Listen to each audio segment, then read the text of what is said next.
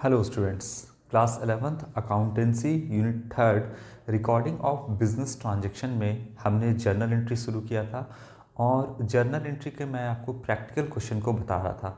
तो question number 1 to 9 तक हमने सॉल्व कर लिया है। आज हम स्टार्ट करेंगे क्वेश्चन नंबर 10 से। तो क्वेश्चन नंबर 10 के हम आपके सारे कंसेप्ट को बताएंगे और किस तरीके से हम सॉल्व करेंगे वो हम देखते हैं। तो हमने लास्ट की वीडियो में 1 to 9 तक जो है क्वेश्चन वो हमने कंप्लीट कर लिया है। आप जो है एग्जाम्पल के क्वेश्चन को सॉल्व करते रहो, सारा अप टू डेट आपकी कॉपी में होना चाहिए और बुक अभी आप लेकर के बैठो। चलिए क्वेश्चन नंबर 10 क्या कहता है, स्टार्ट करते हैं। क्वेश्चन नंबर 10 यहाँ पे कहता है कि जर्नलाइज द फॉलोइंग ट्रांजेक्शन। जो ट्रांजेक्शन गिवन है उसको आप जर्नलाइज करने कहता है, जर्नल एंट्री उसका बनाने कहता है। 2019 मार्च 5, तो 5 मार्च को एक ट्रांजेक्शन है, क्या है, sold goods to Shruti for 80,000। तो 80,000 का बिजनेस ने सामान बेचा है श्रुति को एट 15% ट्रेड डिस्काउंट, जिसमें 15% का ट्रेड डिस्काउंट है एंड 4% कैश डिस्काउंट और 4% का यहाँ पर कैश डिस्काउंट गिवन है। श्रुति को मिला है कितने का, तो 4% का trade cash discount. Received 75% amount immediately through a cheque, जिसमें से बिजनेस को 75% का अमाउंट जो है वो रिसीव हो जाता है और किससे मिलता है, तो यहाँ पर चेक से मिलता है। चलिए सारे चीज़ों को हम यहाँ पे समझेंगे। सबसे पहले हम क्या करेंगे यहाँ पर कि आपको जर्नल एंट्री हम बना करके दिखाएंगे, फिर उसमें अमाउंट हम पुट करेंगे। तो जर्नल एंट्री क्या होना चाहिए, जो अभी आपने ट्रांजेक्शन पढ़ा है उसका, इसको हम समझाएंगे। सबसे पहले यहाँ पर आप लिखोगे, देखिए 2019 आपके बुक में हो सकता है कि 2020 हो या 21 हो, तो इससे कोई फ़र्क नहीं पड़ता है आपका डेट से, आपको जर्नल एंट्री आना चाहिए। डेट तो आप कोई भी लिख दोगे जो आपके बुक में गिवन होगा। तो यहाँ पर है मार्च, आप फॉर्मेट पे बनाओगे नरेशन के साथ। 5 मार्च को पहला ट्रांजेक्शन है। क्या कहता है कि सामान बेचा गया है श्रुति को। देखिए इसको हम पूरा आपको समझाएंगे। ये है बिजनेस, जो भी रिकॉर्ड करते हैं हम बिजनेस के पॉइंट ऑफ व्यू से करते हैं। और किसे बेचा गया है सामान, तो श्रुति को जो है सामान बेचा गया है, सेल किया गया है। सेल किया है तो गुड्स जाएगा, यहाँ पर आप लिखोगे टू सेल्स अकाउंट, ये लिखते हो। अगर कैश में बेचे होते तो आप लिखते कैश अकाउंट डेबिट टू, क्या लिखते, cash account debit to sales account, ये लिखते अगर कैश में। लेकिन यहाँ पर जो है कैश जो है रिसीव हो रहा है वो चेक के थ्रू रिसीव हो रहा है, इसीलिए यहाँ पर हम कैश ना लिख के क्या लिखेंगे, बैंक अकाउंट लिख दे सकते हैं। जो आपका कैश रिसीव हुआ है वो आपके बैंक अकाउंट में आया है, तो bank account debit to sales, अगर कैश में बेचते तो। अच्छा, अगर आपका यहाँ पर क्वेश्चन में भी गिवन है कि यहाँ पर डिस्काउंट दिया गया है, बिजनेस ने श्रुति को डिस्काउंट दिया है, तो डिस्काउंट अलाउड है। हम जो भी रिकॉर्ड करते हैं बिजनेस के पॉइंट ऑफ व्यू से, और बिजनेस ने डिस्काउंट अलाउड किया है किसको, तो श्रुति को। तो यहाँ पर आप, और डिस्काउंट जो अलाउड है यानी जो कैश डिस्काउंट है वो किस पर दिया जाता है, तो कैश डिस्काउंट जो है वो आपका इमीडिएट पेमेंट पे दिया जाता है, और यहाँ पर इमीडिएट पेमेंट जो है वो 75% हो रहा है। तो जो डिस्काउंट मिलेगा वो भी 75% पे मिलेगा, यानी कैश डिस्काउंट दिया जाएगा। जर्नल एंट्री रिकॉर्ड कर रहे हैं यहाँ पे हम, तो यहाँ पे हम लिखेंगे डिस्काउंट अलाउड अकाउंट डेबिट, ये जर्नल एंट्री बनेगा।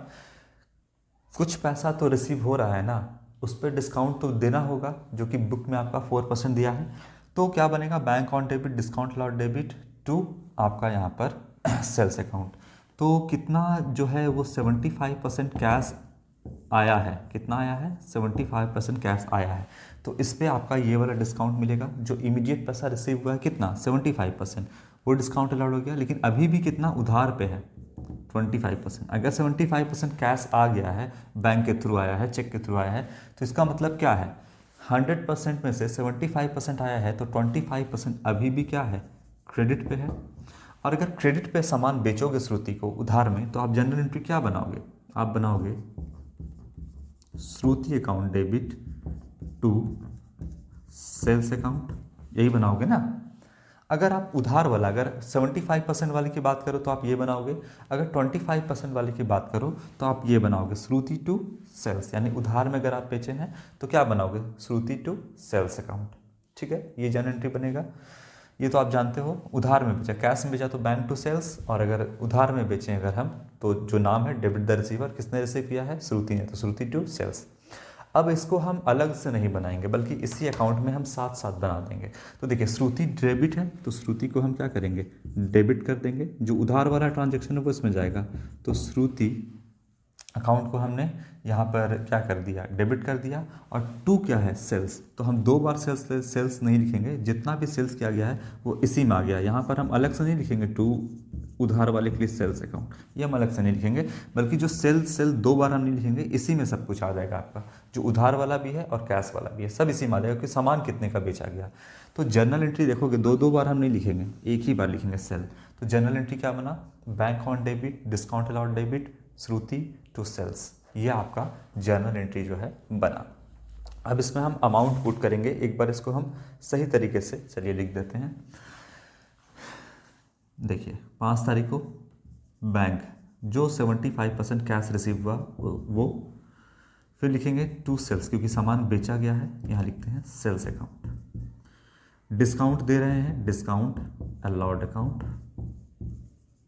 Discount allowed. और अभी भी जो उधार है इसके लिए श्रुति का नाम लिखना पड़ेगा, तो यहाँ हम लिखते हैं श्रुति। ठीक है, ये जनरल एंट्री बना। अब बस ये जनरल एंट्री बनेगा, इस पर हमको अमाउंट पुट करना है। अब हम अमाउंट इसमें पुट करके आपको दिखाते हैं कि किस तरीके से हम जो है वो अमाउंट पुट करेंगे। थोड़ा सा और समझा देते हैं, बिजनेस के पॉइंट ऑफ व्यू से रिकॉर्ड करते हैं। ये श्रुति है, सामान बेचा गया श्रुति को, credit ward goes out, sales account को क्रेडिट कर दिया है। श्रुति ने पैसा दिया है 75%, bank on debit, discount business ने श्रुति को दिया है, तो discount allowed account debit, nominal account के रूल से debit all expenses. And Shruti अभी भी उधार पे है, मतलब कुछ देना बाकी है, तो श्रुति का हम नाम भी लिखेंगे यहाँ पर। ठीक है, चलिए अब हम स्टार्ट करते हैं किस तरीके से इसका कैलकुलेशन हम करेंगे। कैलकुलेशन अब हम देखते हैं। चलिए, कितने का जो है वो सामान जो है बेचा गया है। सबसे पहले 80,000 रुपये का सामान बेचा गया है, जिसमें से कितने का ट्रेड डिस्काउंट है, 15% का जो है वो आपका ट्रेड डिस्काउंट है, 15% का। तो अगर 80,000 रुपया जो कि लिस्ट प्राइस है, इसका 15% अगर ट्रेड डिस्काउंट है तो कितना आ जाएगा, 12,000 रुपये। 12,000 रुपये क्या है, टीडी है, ठीक है ना। 12,000 रुपये क्या है, ट्रेड डिस्काउंट है। तो 80,000 में से 12,000 घट जाएगा, तो कितने का सामान श्रुति को बेचा गया है, घटा के सीधा लिख देना आप यहाँ पे, क्योंकि हम ट्रेड डिस्काउंट लिए चूँकि अलग से जनरल एंट्री हम यहाँ पे पास नहीं करते हैं, इसीलिए यहाँ पर हम सीधा 80 में से कितना घटा दिए, 12 घटा दिए। तो सामान एक्चुअली में श्रुति को, बिजनेस ने श्रुति को कितने का सामान बेचा है आफ्टर ट्रेड डिस्काउंट, 68,000 रुपीज़ का सामान बेचा है। अब इसमें से ये दो पार्ट में बढ़ जाएगा, ध्यान दीजिएगा, ये कितने पार्ट में बढ़ जाएगा, ये दो भागों में आपका बढ़ जाएगा। एक जो है आपका वो 75% तो कैश रिसीव हुआ है, तो यहाँ पे आप लिख दो कैश, एक साइड कैश जो है वो रिसीव हुआ है, और दूसरे साइड जो अभी भी उधार पे बेचा गया है क्रेडिट ट्रांजैक्शन। बिजनेस के पॉइंट ऑफ व्यू से बिजनेस ने कैश में कितना बेचा है और क्रेडिट में कितना बेचा है। कैश की जगह यहाँ बैंक होगा, लेकिन फिलहाल हम अब यहाँ कैश लिख रहे हैं क्योंकि जो पैसा रिसीव हुआ है वो चेक के थ्रू हुआ है। अब देखिए यहाँ पर अगर 68,000 जो है कैश रिसीव हो गया है, तो 68,000 का अगर आप 75% जो कि कैश रिसीव हुआ है वो अगर आप निकालोगे तो ये आपका आएगा 51,000 रुपीज़। 68,000 का अगर आप 75% निकालते हो तो ये आपका आएगा 51,000 रुपीज़। अब बात को समझिएगा,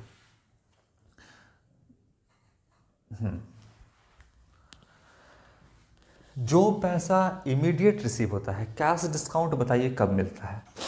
कैश डिस्काउंट के बारे में मैंने आपको बताया था कि अगर जो आपका परचेज़र है यानी कि यहाँ पर श्रुति, अगर ये इमीडिएट पेमेंट करती है या अकॉर्डिंग टू सिचुएशन या अकॉर्डिंग टू सेलर, जैसा सेलर कहता है कि आप 10 दिन के अंदर 5 दिन के अंदर पेमेंट कर दो, अगर श्रुति इसको पेमेंट कर देती है बिजनेस को, तो यहाँ पर कैश डिस्काउंट मिलेगा। लेकिन कैश डिस्काउंट अगर 5 दिन के बाद, अगर सेलर ने टाइम दिया है कि 5 दिन के बाद, यानी 5 दिन के अंदर करोगे तो कैश डिस्काउंट मिलेगा। लेकिन अगर श्रुति 5 दिन के अंदर ना करके 5 दिन के बाहर करेगी, 5 दिन के बाद करेगी, तो कोई भी कैश डिस्काउंट नहीं मिलेगा।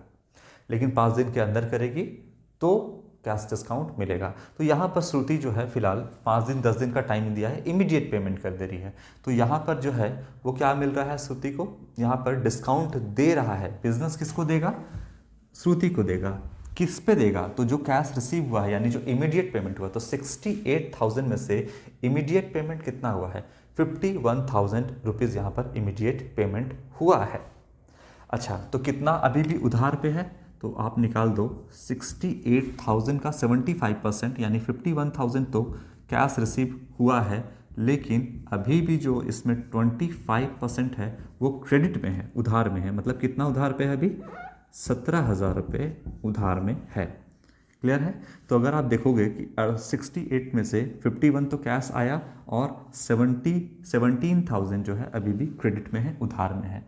यानी श्रुति जो है अभी भी 17,000 बिजनेस को नियर फ्यूचर में देगी यहाँ पर। ठीक है, तो दे कितना दी अभी? बैंक के थ्रू या चेक के थ्रू कितना दे दी? 51,000 रुपीज़ जो है वो श्रुति ने दिया है। अब जो कैश रिसीव हुआ है, इमीडिएट कैश कितना रिसीव हुआ है? 51,000। इसी पे श्रुति को जो है 4% का कैश डिस्काउंट मिलेगा। तो हम यहाँ पर माइनस करेंगे CD यानी कैश डिस्काउंट कितना पे? तो 51,000 रुपीज़ पर कितना परसेंट का आपका है? 4% का है। कितने परसेंट का है? 4%। तो अगर 51,000 का 4% कैश डिस्काउंट मिलेगा तो ये हो जाएगा आपका 2,040 रुपया, ये हो जाएगा। तो एक्चुअली में श्रुति को कितना पैसा पेड करना पड़ेगा?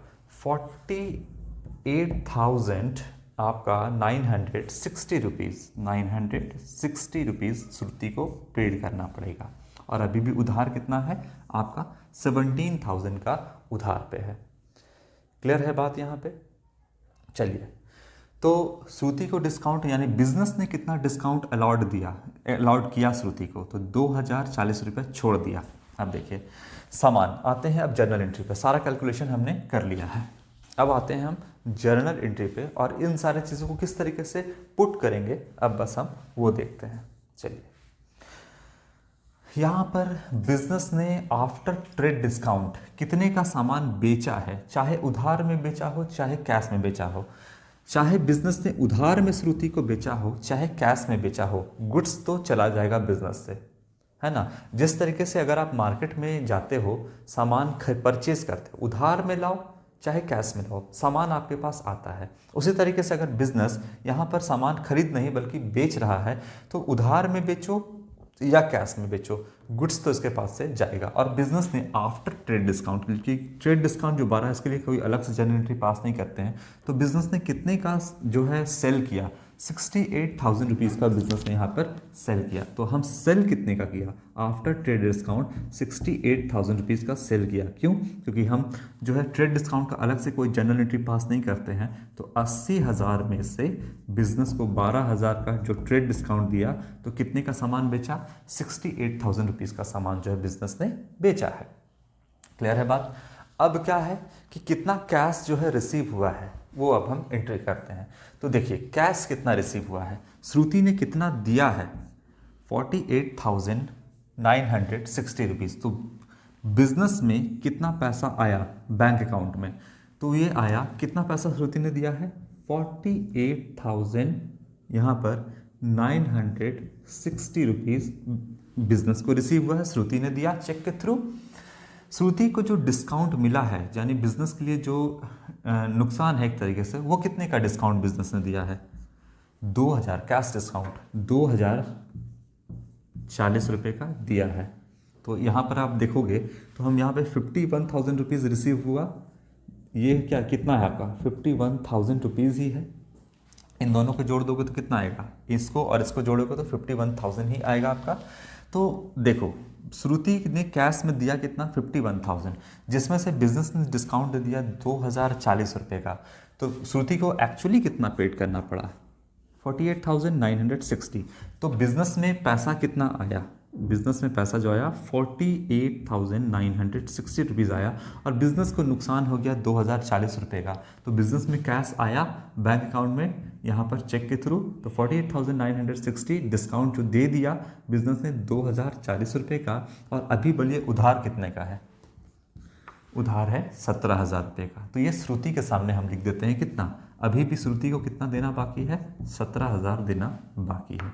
तो देखिए 51,000 तो ये हो गया और 17,000 ये हो गया, तो टोटल कितना हो गया? 61,000।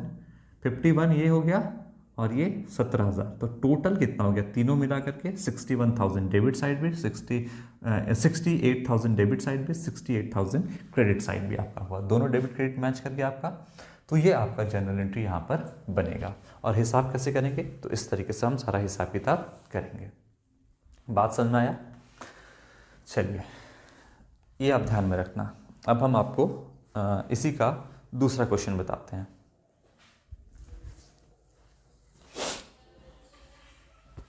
इसे हटाते हैं।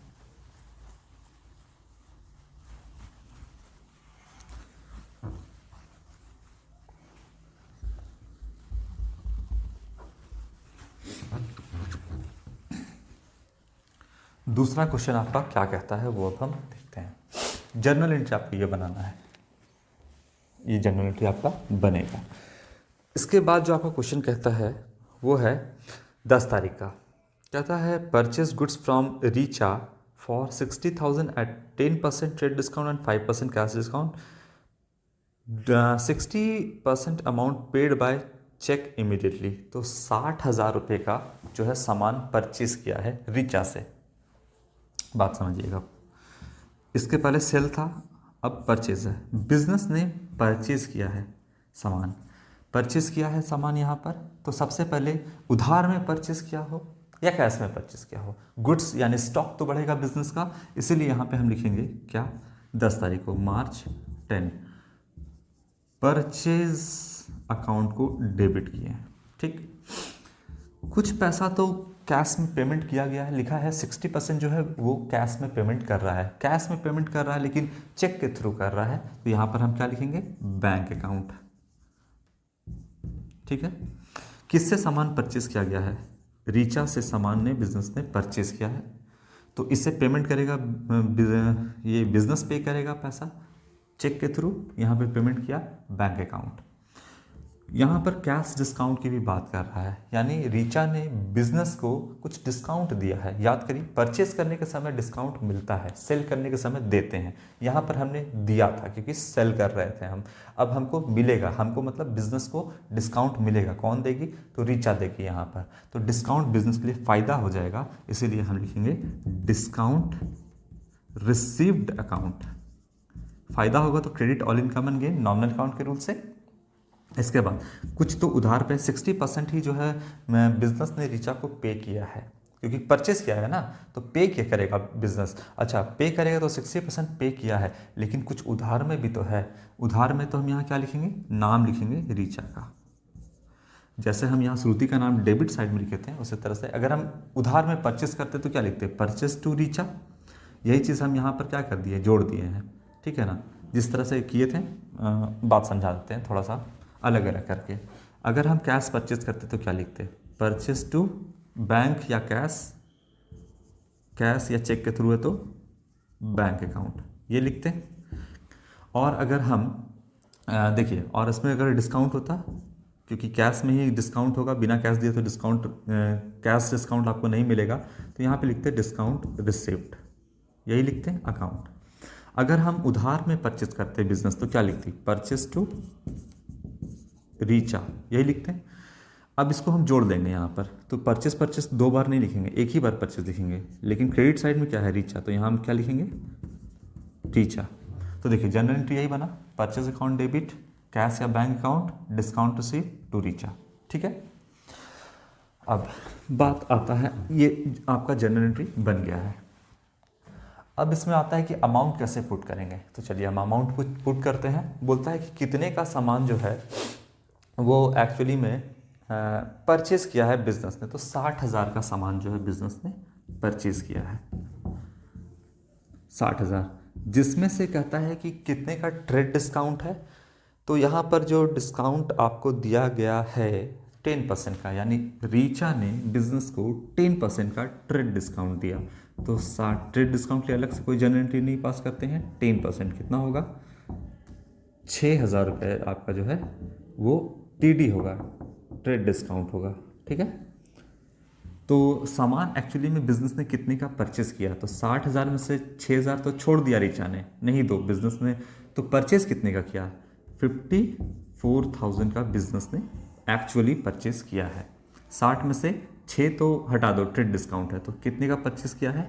यहाँ पर आपका जो बिजनेस ने परचेस किया वो 54,000 का परचेस किया है, जिसमें से कैश परचेस बिजनेस ने कितना किया है? बैंक होना चाहिए यहाँ पर, बैंक जो पेमेंट कर रहा है, तो कैश में कितना परचेस किया है यहाँ पर अगर हम बात करें तो 54,000 का 60% बोल रहा है कि इमीडिएट जो है वो पेमेंट किया गया है।